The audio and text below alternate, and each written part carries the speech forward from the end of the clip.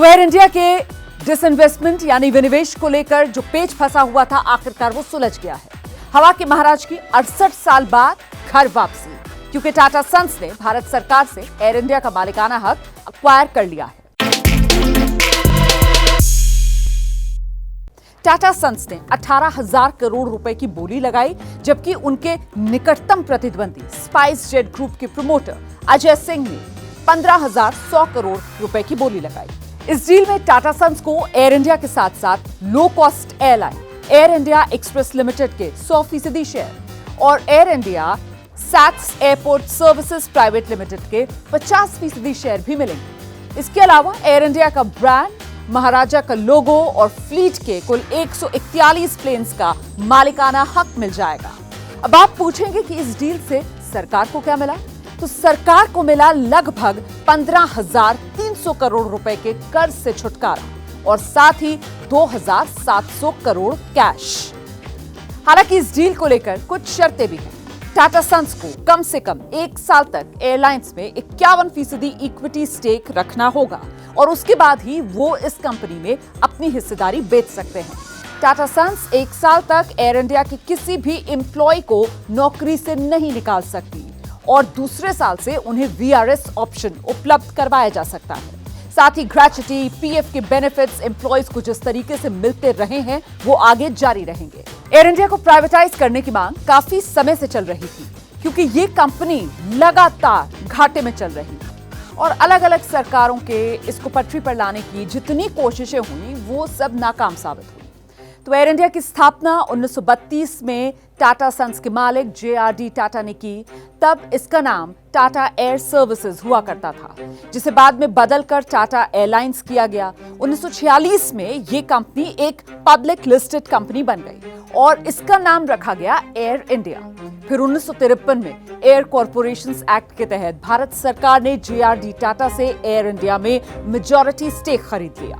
इसके बाद कंपनी में रीस्ट्रक्चरिंग की गई और एयर इंडिया की सभी घरेलू उड़ान सेवाओं को इंडियन एयरलाइंस के नाम पर ट्रांसफर किया गया।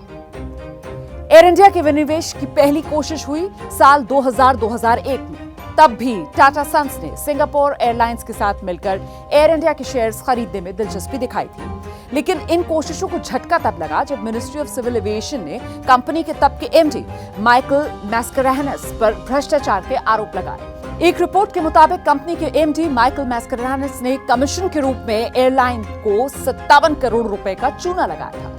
इसके बाद उन्हें सस्पेंड कर दिया गया।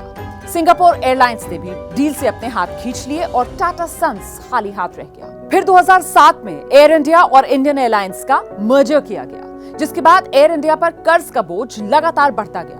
2006-2007 में जहां एयर इंडिया और इंडियन एयरलाइंस पर कुल कर्ज $110 मिलियन था, वहीं 2011 तक एयर इंडिया पर कुल कर्ज बढ़कर हो गया था $6 बिलियन का। इसके अलावा कंपनी $3.1 बिलियन के घाटे में अलग थी। एयर इंडिया का विनिवेश देखने वाली संस्था DIPAM यानी department of investment and public asset management की माने तो टैक्स पेयर्स का 2009 से अब तक 1,10,276 करोड़ रुपए इस एयरलाइंस में लग चुका था। इसके बावजूद कंपनी को आज भी रोजाना 20 करोड़ का नुकसान उठाना पड़ रहा था। 2013 में तब के civil aviation minister Ajit Singh ने कहा, एयर इंडिया को बचाने के लिए प्राइवेटाइजेशन ही एकमात्र रास्ता बचा है। लेकिन तब विपक्ष में रही बीजेपी ने मंत्री जी को ऑफ द कफ रिमार्क से बचने की सलाह दे डाली थी। लेकिन सियासत देखिए आप कि वही बीजेपी जब सत्ता में आती है तब 2017 में एयर इंडिया के प्राइवेटाइजेशन को मंजूरी दे देती है।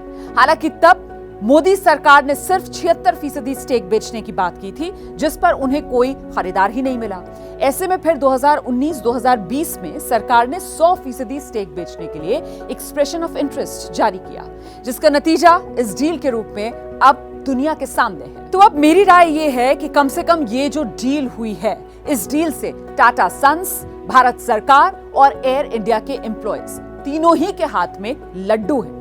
टाटा सन्स को उनकी लेगेसी वापस मिली है, सरकार को एक लगातार पैसा बहाने वाली कंपनी से छुटकारा मिल गया है, वहीं एयर इंडिया में काम कर रहे लोगों का भी अब भविष्य सुरक्षित है।